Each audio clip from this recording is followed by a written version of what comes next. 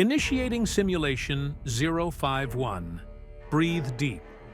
Underneath the tourist traps and pine trees of Wyoming lies a sleeping monster, a magma chamber the size of a small country. When Yellowstone finally blows, the immediate blast zone is vaporized. A force of 1,000 Hiroshima bombs going off at once. But the lava isn't the real threat. It's the ash. Millions of tons of pulverized rock and volcanic glass blasted into the atmosphere. Within hours, a gray blizzard buries neighboring states. At 3 feet deep, the sheer weight of the ash causes roofs to cave in, crushing families inside. If you go outside without a mask, you inhale liquid glass.